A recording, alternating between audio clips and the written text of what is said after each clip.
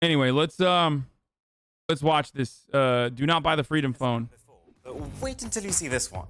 So just last week, a 22-year-old Bitcoin millionaire called Eric Finman announced to the world the Freedom Phone, a fully private smartphone, completely free of censorship and snooping by the big tech companies like Facebook and Twitter, and at the same time, one that is supposedly comparable to the best smartphones on the market. This thing flew. It almost immediately hit the trending page, and in terms of likes, shares, conversation, people were passionately excited about it, including some pretty... People were passionately excited about it. I mean, that's how you know this guy is not... That's how you know this guy is not like big into politics. It's just like everyone that was excited about this is a fucking dumbass or a conservative grifter and was literally paid to. Candace Owens comes to mind, who tweeted about the Freedom Phone from her iPhone. Literally just underneath her tweet about the Freedom Phone and how she's going to get it, it said, tweeted from iPhone. So, well-known influencers who've basically been telling people to drop what they're doing and to buy this right now. So I did. Quite literally, and paid $500 for a Freedom Phone. And thanks to Dashlane for sponsoring this video. So, this has got to be some next-level smartphone, right? After all, the last Freedom Phone we saw was... Oh, right, yeah. Anyways, just to give you a bit of context... Anyone that sells their material as like a way to free yourself is just basically grifting on dumbass conservatives with disposable income. Eric's reason for creating this phone was apparently inspired by the Jan 6th riots in the US. You might remember... Yeah. I mean, there you go. I created a phone because...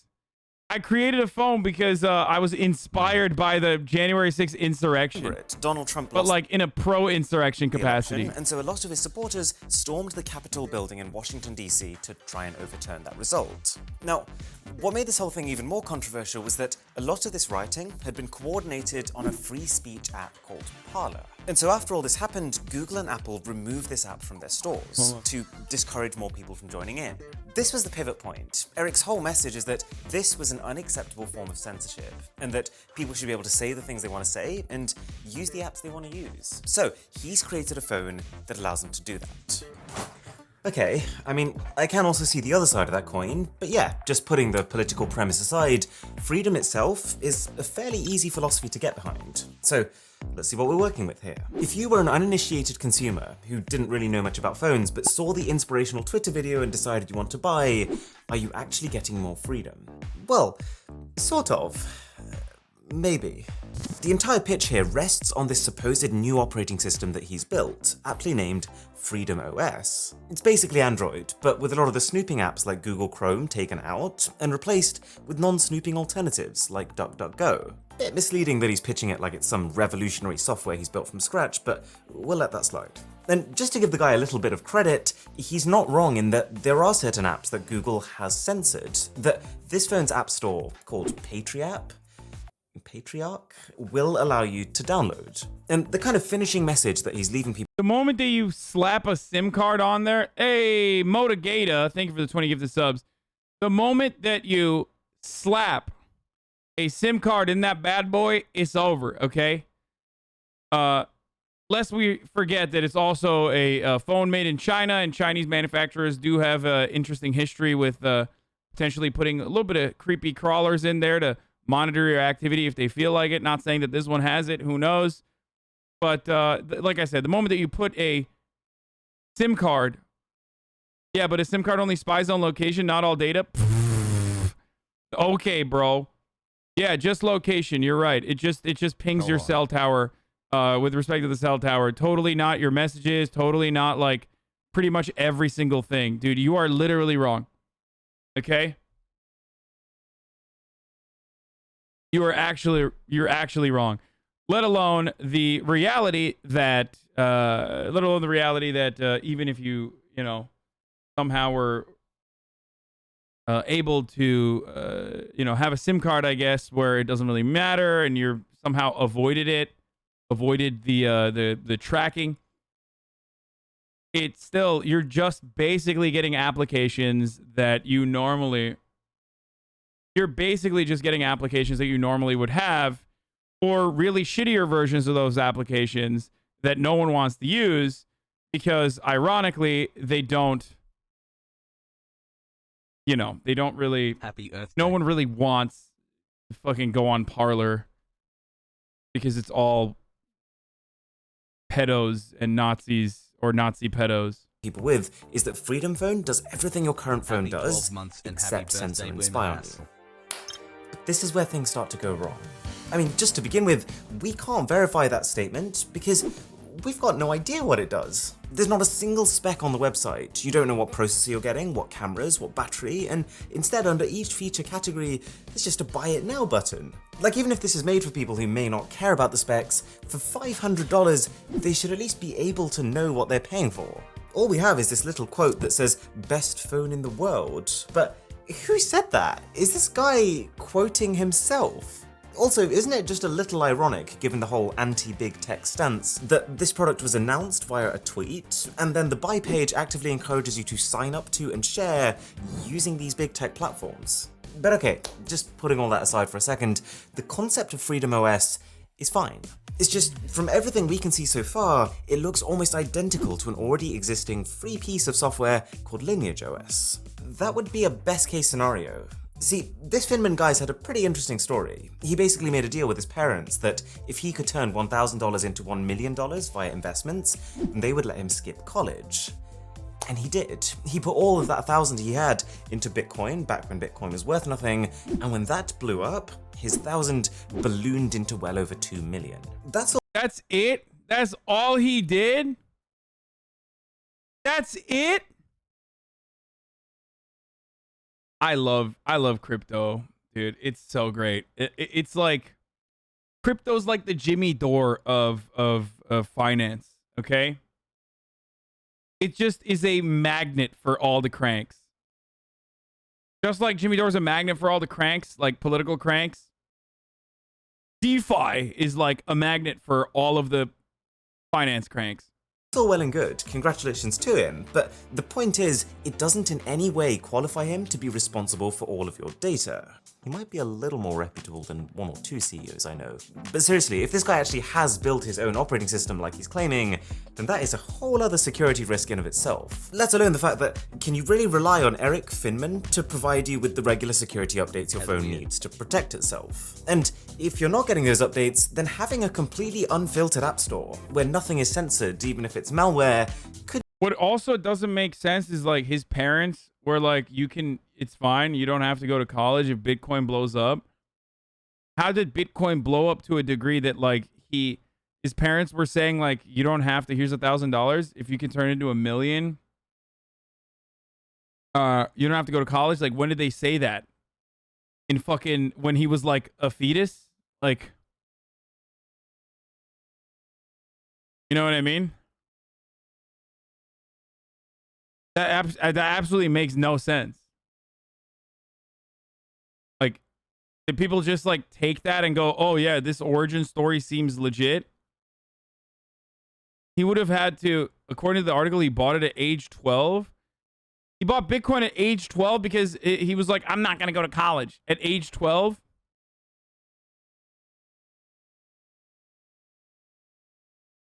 So his parents made that wise financial decision.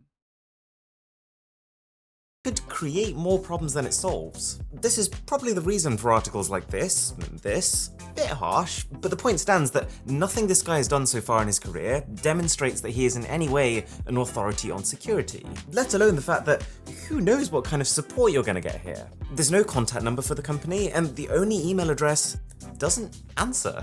Or at least has left me on red for 3 days straight. Besides, this whole idea of giving people the option to use apps that have been banned, it's not a selling point. If I wanted to download Parler on my Android phone, even though I can't find it on the Google Play Store, all I'd need to do is to rock up to the Parler website and just get it from there, for free. And even this Patri app store itself, we can see from these celebrity endorsement videos what the interface looks like. And that's enough to all but confirm that all this store is a rebadged version of an already existing free app. And if you are enjoying this video, then a sub to the channel would be invaluable. Didn't see that one coming, did you? Oh yeah, and let's talk about these celebrity endorsement videos actually. Because as soon as this phone was announced, we saw a whole load of high-profile people drop videos that basically said, this is the best thing since sliced bread. We had Candace Owens, who's an American author, who said, Freedom phone. Literally, I'm holding a phone that is not controlled by Apple and Google. I think this is like the most amazing thing ever. yes, Candace. Shot with her iPhone, posted on the fucking YouTube or Twitter. So am I. You need to get this phone. I don't know. Okay, how dare you, dude? Okay, listen, Mr. Who's the Boss. You are comparing an actual technological marvel, okay? That is literally, like, how dare you compare this Freedom Phone grift Yes, Candace. to a Nokia 3310. That is one of the most impressive pieces of technology that has ever existed, featuring the game Snake. Okay, great operating software, has the best video game of all time outside of Tetris.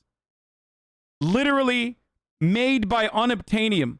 Okay, indestructible. Those phones will still work. Okay, those phones, you could drive a Toyota Hilux over it and that phone would still operate. If you drop the Nokia 3310 or a 5150, or no, 5110, it would literally come out of the other side of the planet, okay? If you slammed it onto the ground, it would dig a hole into the fucking core of the earth and then come out from the other side of the planet. That is how powerful those phones are. And then you could still have a conversation on that phone.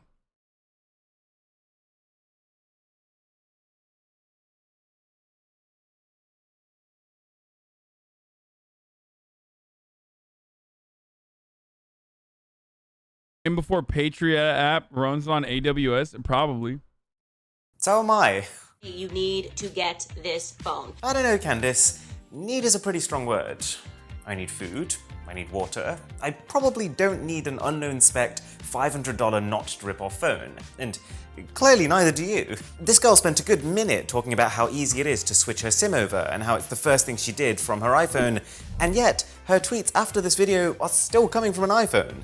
Oh yeah, and how could I forget? You can get 10% off by using just my first name, Candace. If you use the code Candace, if you use the code Candace at checkout. There are plenty more of these endorsement videos, but probably the funniest one is from a girl called Anna Kate. It's literally 30 minutes of pure gold. I kind of wish I could show you the whole thing, but I'll settle for highlights. For starters, she has no idea what it is. It's an Android?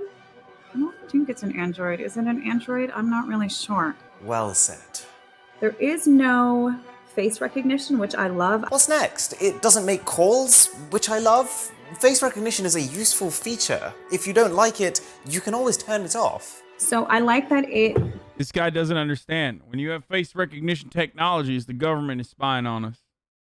I mean, there is some truth to that, but also, like, you're kind of fucked regardless. You know what I mean? very much reminds me of an Apple phone. It's an Android. Oh, yeah, and don't forget... If you want to get it, use code KATE. You'll get 10% off. It doesn't take long to figure out why these people are involved. Turns out the Freedom Phone company has set up an affiliate scheme that pays promoters Oh, that's perfect. They literally made a MLM out of it, dude. God, it's so transparent. It is such an obvious fucking grift. It's just, oh, I love this. I love it, dude. The product itself is a reskinned $200 phone that you can get from China. Okay, that would run all of the applications you want it to run.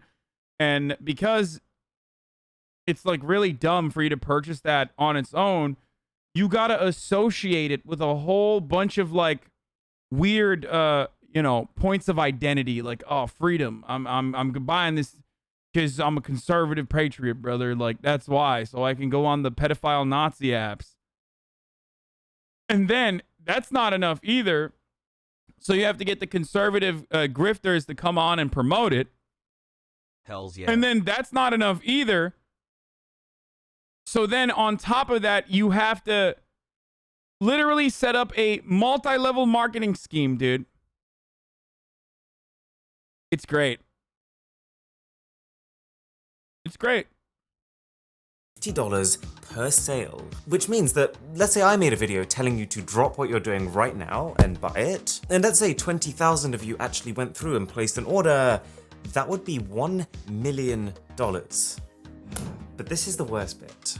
So far, all we've gathered is that all the phone's main selling points aren't really selling points, but this is where it goes from bad product to scam. See, this is an America First phone, right? This thing's entire angle is that your data is yours, get away from spyware, etc. Even the logo is based on a US flag, except it's actually built by a small phone company in China. The one country that Donald Trump, who's almost like the supposed inspiration for this phone, accused of spying. The guy even went as far as to completely ban Chinese Huawei for this exact reason. Finman's justification was that, well, it's impossible to build a phone top to bottom in the US right now, citing the fact that Motorola struggled with this exact same thing. Hey, maybe that would be an issue if, you actually built this phone yourself. But it gets worse. In an interview with Daily Beast, he let loose that the company he was working with was in fact UmiDigi, known for their shockingly low cost and absolutely not their reputation for security. Oh, and would you look at that? UmiDigi already has a phone that looks exactly like yours, the A9 Pro. The notch is the same, the buttons are the same, the camera layout exactly the same. These are not two different phones. So what you actually mean when you say you worked with UmiDigi is that you went onto Alibaba and you ordered 1,000 phones for $100 each. I mean, by this logic, Tim Cook and I are best friends because I've been ordering his iPhones for the last 5 years. Just to give you some perspective here, while a company like Samsung might make 20% profit per phone, Xiaomi might make 10% or maybe even 5%, this guy is out here trying to make a 500% markup by only adding features that you can already get for free. Finman is You deserve it. Conservatives deserve to get fucked over and over again, like with little schemes like this. Honestly, they really do. I don't feel bad. I don't feel bad. You deserve it. You're so desperate to go on the pedophile app. Like, you're so desperate to go, like, talk to other pedophile Nazis that you're just going to pay $500 for some fucking Chinese phone that you could buy for $100 with, like, less amenities and specs than, like, comparable phones. Then you deserve it. You deserve to get fucked. tried to justify this $500 price tag by it's called the free market, baby. The phone features customized hardware and improved memory, but we know what that really means. He's gone onto the store, clicked this button, and then clicked this button. But what makes it even funnier is the fact that the UmiDigi A9 Pro is not even one of the company's current models. It's a phone from 2020, and the chipset inside of it, the MediaTek Helio P60, has been known to be vulnerable to authentication bypass attacks. This isn't the product of someone who actually cares about privacy, it's the product of someone who's trying to take advantage of people who aren't as tech savvy, and who just don't realize that A, the hardware inside is incredibly cheap, and B, that they can get all of these apps that are on here for free anyways. It's tricking people into thinking they're buying a US-centric device, when actually they might as well have just imported a phone from China. I mean, he's a shark from day one. Oh, I'm a Bitcoin millionaire because I put $1,000 to bypass college. Like, first he fucked over, first he was, not fucked over, but like he duped a bunch of dumbass like finance liberals to believing in him. And now he's doing the same thing to like even dumber people. China, and used all the extra money to feed their family for a month. On the subject of dodgy online happenings, this is Dashlane. And Good shit. This was a great video by Mr. Who's the Boss. One funny thing I've noticed with that guy, that dude, is that he just hasn't been able to figure out he just hasn't been able to figure out like what kind of free anyways. It's tricky. What kind of glasses works on his face, okay? Like, look at this. When he was younger and he was on TV talking about how he's like a Bitcoin millionaire. Like, what's going on, dude? Absolutely, what's happening, brother? Maybe you should just go back to the drawing board instead of doing these like little grifts and shit. Just go back to the drawing board and try to figure out what to wear on your face first, okay?